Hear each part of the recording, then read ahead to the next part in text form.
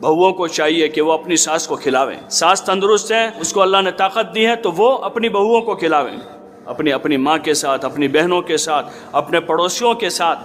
اپنا دل صاف رہے، دل صاف ہے سارا مسئلہ حل ہے. ہوتا ہے ایک گھر میں رہنا، ایک محلے میں رہتے ہیں، 19-20 کبھی ہو گئی، اس کو یاد نہ رکھیں. اپنے دل و دماغ کو کچرا پیٹی نہ بناویں. جیسے کچرا پیٹی میں جب دیکھو کیا اندر ہوگا، کچرا ہی ہوگا، ایسے اپنے دل کو کچرا پیٹی نہ بناویں. اپنے دل کو صاف کریں، اس کو پاک صاف رکھیں. رات سونے سے پہلے اپنا دل صاف کر کے سوویں. یہ بہت بڑی خوبی ہے. ایک صحابی کو حضور علیہ السلام نے کہا اگر تو یہ کر سکتا ہے تو کر لینا کہ رات سونے سے پہلے اپنے دل کو تمام مسلمانوں کے لیے صاف کر لینا.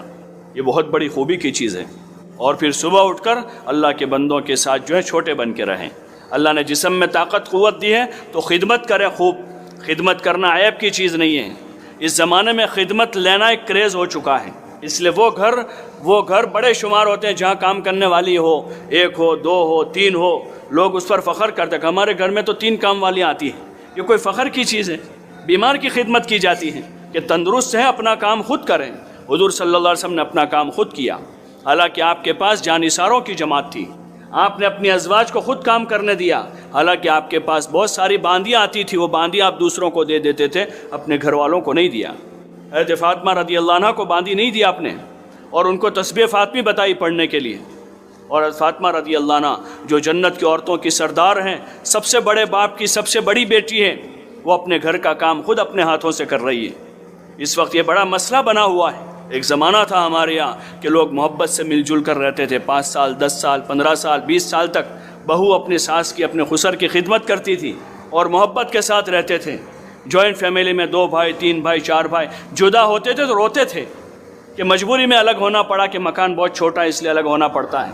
اور اب یہ ہو گیا کہ شادی ہوئی 15 دن نہیں ہوئے کہ الگ مانگ رہے ہیں. اس کے لیے لڑکی کو روک دیا ہے 2 مہینے. کوئی مسئلہ نہیں ہے، بس اتنا ہی کہ الگ لینا ہے. اور الگ کیوں لینا ہے کہ 2 کام کرنے پڑیں گے اس کو. تو کام کرنا تو ثواب کی چیز ہے، خدمت کرنا تو عزت کی چیز ہے. ٹھیک ہے، لڑکی کا اپنے شوہر کے ساتھ الگ رہنا وہ اپنا ایک حق ہے، وہ اپنی جگہ پر ہیں اسلام کے اس میں، لیکن اس کی بنیاد ایسی بنانا، لڑائیاں کر کے، جھگڑے کر کے، اور شوہر کے خاندان کو بدنام کر کے، ان کو ذلیل کر کے الگ جانا، یہ مروت کے خلاف ہے. خدا کے وہاں کیا جواب دیں گے؟ کہاں گئی شرافت ہماری؟ خدمت لینا کوئی کمال کی چیز نہیں ہے. ہمارے مذہب میں خدمت کرنا یہ کمال ہے. حضور پاک صلی اللہ علیہ وسلم نے اپنی امت کی خدمت کی. آپ نے اپنی ازواج مطہرات کے ذریعے سے امت کی خدمت کروائی کہ کوئی مہمان آتا، کوئی مسافر آتا تو سب سے پہلے آپ اپنے گھر والوں کو پوچھواتے، معلوم کرواتے کہ کچھ کھانا پینا ہے یہ مہمانوں کے واسطے. تو ازواج مطہرات اپنے گھر کا کھانا ان کو دے دیا کرتی تھی. کوئی حاجت مند آ جاتا تو ازواج مطہرات اپنا کپڑا ان کو دے دیا کرتی تھی. اور خدمت کرتے تھے لوگ اپنی جان سے بھی، اپنے مال سے بھی. خدمت لینا کوئی کمال کی چیز نہیں ہے. اللہ نے طاقت قوت دی ہے، اپنے کام خود کریں، اپنے گھر کا کام خود کریں. اس میں صحت ہے، تندرستی ہے، اس میں محتاج کی نہیں ہے.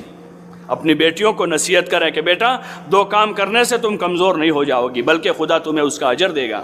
ہمارے نبی نے خدمت کی ہے. کام کرنے سے تم دبلی نہیں ہو جاؤ گی، بلکہ کام کر کے عزت ملے گی. 2 مسلمان کی اگر خدمت کا موقع ملے تو بیٹا خدمت ضرور کر لینا.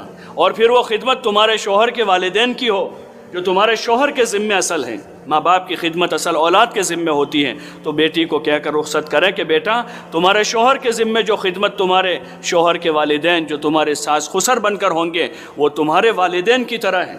ان کے 2 کام کر لینا تو اس سے تمہاری عزت تمہارے شوہر کے دل میں بھی بڑھ جائے گی اور اللہ کے وہاں تم کو اس کا اجر ملے گا. اپنی بیٹیوں کو نصیحت کریں. ہاں باقی یہ فسادی ماحول کو زیادہ فروغ نہ دیں، ایسی تنگ ذہنیت پیدا نہ کریں اور اپنے کام خود کرنے کی کوشش کریں. یہ جذبات پیدا ہوں گے صحابہ صحابیات کو پڑھنے سننے سے. اسی لیے گزارش ہے حکایت صحابہ کو خوب پڑھیں، اجتماعی تعلیم میں بھی پڑھ کر سناویں اپنے بچیوں کو، اور انفرادی طور پر بھی کتاب کو اپنے سرہانے رکھیں. جہاں 5-10 منٹ کی فرصت ملے صحابہ کی زندگی کو پڑھیں، ازواج مطہرات کی زندگی کو پڑھیں، اور حضور صلی اللہ علیہ وسلم کی بیٹیاں حضرت فاطمہ، حضرت زینب، حضرت ام کلثوم اور رقیہ رضی اللہ تعالی عنہن اجمعین کی زندگیوں کو پڑھیں. ان کی نماز کیسی تھی، ان کا تقوی کیسا تھا، ان کا اللہ کے ساتھ تعلق کیسا تھا، ان کا راہ خدا میں خرچ کرنا کیسا تھا، ان کا پردہ کیسا تھا، اور ان کی خدمت کیسی تھی امت کی کہ انہوں نے کیسی حضور کی امت کی خدمت کی. انہوں نے حضرت خدیجہ نے اپنا سارا مال لگا دیا اور دیگر ازواج مطہرات نے اپنے، حالانکہ وہ اپنے گھروں کی بڑی بیٹیاں تھیں، بڑے بڑے باپ کی بیٹیاں تھیں. حضرت ابوبکر رضی اللہ عنہ کی بیٹی تھی حضرت عائشہ، حضرت حفصہ حضرت عمر کی بیٹی تھی، حضرت ام حبیبہ ابو سفیان ابن حرب کی بیٹی تھی جو مکہ کے بڑے سردار تھے، اور حضرت صفیہ جو تھے وہ یہودی سردار کی بیٹی تھی. ایسا نہیں تھا کہ غریب گھرانوں کی آئی تھی اس لیے انہوں نے فقر و فاقہ کی زندگی گزار لی، بلکہ وہ بڑے باپ کی بڑی بیٹیاں تھیں. ان کے جیسے باپ قیامت تک کسی کو نصیب نہیں ہو سکتے ہیں. ہاں، اس لیے اپنی بیٹیوں کو تواضع سکھاویں، ان کو سادگی کا سبق پڑھاویں تاکہ وہ خوشحال رہے ہمیشہ. ہم تو یہی سن رہے تھے ابھی تک کہ پرانے زمانے کی ہماری مائیں جو تھی وہ اپنی بچیوں کو باسی کھانا کھلاتی تھی کبھی کبھی، کہ پتہ نہیں جس گھر میں سامنے جائے گی وہاں اس کو سکھ دکھ نصیب ہوا تو وہاں یہ خوش رہے اور وہاں اس کی وہ وہاں پر پریشان نہ ہو.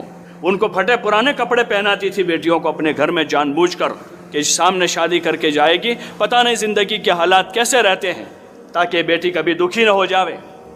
اور اس بیٹی کو تھوڑے حالات سے اپنے گھر میں گزارتی تھی، اس کے پاس کام کرواتی تھی، اس کو کبھی کبھار ڈانٹتی پیٹتی تھی کہ بچی باغی نہ ہو جاوے، آوارہ نہ ہو جاوے. یہ کوئی محبت ہے کہ بچیوں کو خواہشات کا عادی بنا دیا جاوے اور مال پیسوں کی محبت ان کے دلوں میں بٹھا دی جاوے؟ یہ ان سے محبت نہیں ہے بلکہ یہ ان کے ساتھ دشمنی ہے.